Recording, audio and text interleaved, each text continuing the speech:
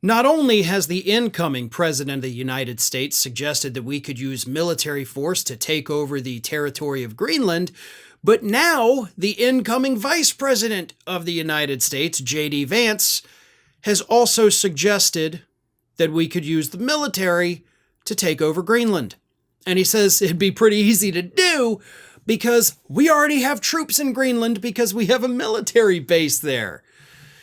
On Fox News Sunday, J.D. Vance was asked about, hey, Trump said maybe we could use the military.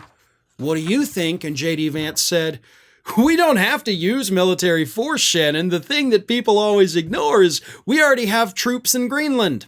Greenland is really important for America strategically. Now, here's the thing.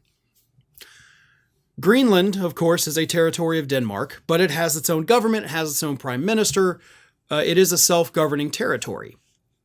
And I cannot speak for Denmark, nor can I speak for Greenland. But if I were either one of those countries, right, and I'm watching the incoming president of the United States say that he is not ruling out using military force, the incoming vice president of the United States laughing it off and saying, we've already got troops there. Do you know what my response would be? My response would be, you're about to not have troops here because we're kicking you out. We do have that authority.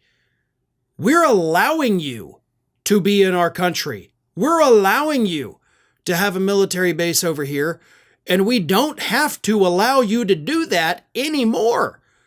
We can tell you to pack your things and be out of here by noon if we want. Because as you just stupidly admitted, J.D. Vance, Greenland is very strategic for you, militarily speaking. How would you feel if you suddenly lost that strategic advantage? Because we can do that like that. That should be the response of either Greenland, Denmark, or both of them combined. Obviously, they're not going to do that, right? They're not as big of, a-holes as I am. But if I were running either one of those places, that is exactly the response I would have. Coupled with a, how dare you?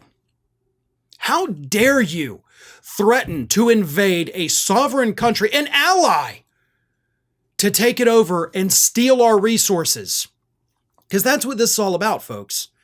As the ice sheets melt in areas of Greenland, because we do nothing about climate change, minerals that were once pretty much off limits due to the ice sheets are becoming available.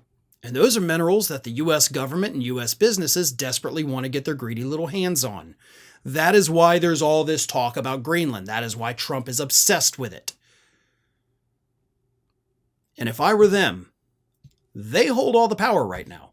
I know that seems weird, right? We're the United States. We're the biggest. We're the baddest. We're the bestest, right? Well, not exactly. They have something we need. We don't have something they need. So who has the power in that situation? They can kick us out in a heartbeat. They can start selling off those minerals and say, you know what? We're not going to sell to you. So that's where it's at. But when you have both the incoming president and incoming vice president threatening to use force against a sovereign country, that is something that should alarm everybody.